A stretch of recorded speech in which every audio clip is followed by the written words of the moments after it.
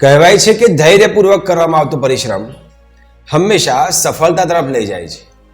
નમસ્કાર મિત્રો, હું છું જયમીન જોશી. સ્વાગત છે આપનું જયવાદમાં. મિત્રો, આજની વાર્તા એક પ્રાચીન સમયના ગુરુજી અને તેમના વિદ્યાર્થીની છે. એક બાળક પોતાના ગુરુજીના આશ્રમમાં રહીને અભ્યાસ કરે. તે ખૂબ અભ્યાસ કરે, પરંતુ તેને કંઈ ખબર ન પડે, સમજણ ન પડે. ગુરુજી સરસ અભ્યાસ કરાવે, મહેનત પણ ખૂબ કરે, પરંતુ ખબર નહીં કેમ તે વિદ્યાર્થીના મગજમાં એ વાત ઉતરે જ નહીં. વિદ્યાર્થી પ્રયત્ન કરે, હતાશ થાય, પાછો પ્રયત્ન કરે, પાછો હતાશ થાય. તેની બધા જ મિત્રો તેની મજાક ઉડાવતા. ગુરુજી પણ તેને કહેતા કે ભાઈ થોડું વધારે પડતો પરિશ્રમ કર, ધ્યાન આપ, પરંતુ ખબર નહીં કેમ પરિણામ હંમેશા નકારાત્મક મળતું હતું. વિદ્યાર્થી પ્રયત્ન ખૂબ કરે, પરંતુ મિત્રો જ્યારે ટોકતા હોય તો સહજ વાત છે કે સફળતા ન મળવાનું એક કારણ એ પણ હોઈ શકે. સમય પસાર થઈ ગયો, તેની સાથે ભણતા સહ વિદ્યાર્થીઓ આગળ નીકળી ગયા, પરંતુ પેલો વિદ્યાર્થી નાપાસ થઈ ગયો. તેને ફરી પ્રયત્ન કર્યો, તે ફરી નાપાસ થયો. આમ ઘણા બધા વર્ષો નીકળી ગયા. આખરે થાકી હારીને તેમના ગુરુજીએ કહ્યું કે બેટા, તું રહેવા દે, તારાથી નહીં થાય. એક કામ કર, મારે તને જે શીખવવું હતું મેં તને શીખવી દીધું, હવે તું જા. હવે તારા મિત્રો પણ અભ્યાસ પૂર્ણ કરવાના આરે આવી ગયા છે, એટલે હવે તું મહેરબાની કરીને આ આશ્રમ છોડીને જા. મને લાગતું નથી કે ધારા પરિણામ મળે. વિદ્યાર્થી હતાશ થઈ ગયો, નિરાશ થઈ ગયો, પરંતુ ગુરુજીએ કહ્યું એટલે કરવું પડે. વિદ્યાર્થીએ પોતાનો સામાન ભર્યો અને પોતાના ઘર તરફ નીકળી ગયો. રસ્તામાં એને તરસ લાગી. તેને આસપાસ જોયું તો કેટલીક મહિલાઓ કૂવા ઉપર પાણી ભરતી હતી.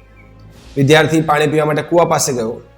તેણે જોયું કે કૂવાના જે પથ્થર હતા, જેની આજુબાજુ બોર્ડર હતી, એ બોર્ડરના પથ્થરો ઘસાયેલા હતા અને એક ચોક્કસ પ્રકારનો આકાર પડી ગયો હતો. એટલે વિદ્યાર્થીએ કહ્યું કે આ પથ્થર ઉપર શેનો આકાર પડી ગયો છે? એટલે ત્યાં પાણી ભરતી મહિલાઓએ તેને પૂછ્યું કે તમે આ પથ્થરની ઉપર કોતરામણ કેમ કર્યું? આ કેટલું અદ્ભુત લાગે છે અને મને ખબર નથી પડતી કે આવું કોતરામણ ચોક્કસ આકારનું કેમ બની ગયું. એટલે પેલી મહિલાઓ હસવા લાગીને કીધું કે બેટા, આ અમે નથી કર્યું. અમે જ્યારે કૂવામાંથી પાણી ખેંચીએ છીએ બહાર, ત્યારે આ જે દોરી છે એ દોરીના ઘસાવવાથી, એક જ જગ્યાએ વારંવાર ઘસાવવાથી એ દોરીયા પથ્થર ઉપર એક આકાર ઉપસાઈ નાખ્યો છે, આકાર ઊભો કરી નાખ્યો છે. એટલા પથ્થર ક્યાંક ને ક્યાંક ખંડિત થઈને આવો દેખાય છે. વિદ્યાર્થી વિચારવા લાગ્યો કે એક આ કોમળ દોરી, હલકી પાતળી દોરી જ્યારે પથ્થર પર ઘસાય છે તો પથ્થરને પણ એક આકાર આપી શકે છે, એની અંદર છિદ્ર કરી શકે છે, તોડી શકે છે. તો મારી અંદર કેમ નહીં? વિદ્યાર્થીના મગજમાં આ વાત ઉતરી ગઈ અને તે પાછો ઉત્સાહભેર તેના આશ્રમમાં ગયો. વિદ્યાર્થી પાછો આશ્રમમાં જઈ અને ગુરુજીને પગે લાગ્યો અને કહ્યું કે ગુરુજી, મને હજુ એક પ્રયત્ન કરવા દો, હું ખૂબ મહેનત કરીશ. ગુરુજી સારા હતા, તેમને પ્રયત્ન કરવા માટે મંજૂરી આપી અને વિદ્યાર્થીએ પાછો અભ્યાસ કર્યો. આ વખતે વિદ્યાર્થીએ સંપૂર્ણ ધ્યાન તેના અભ્યાસમાં આપ્યું.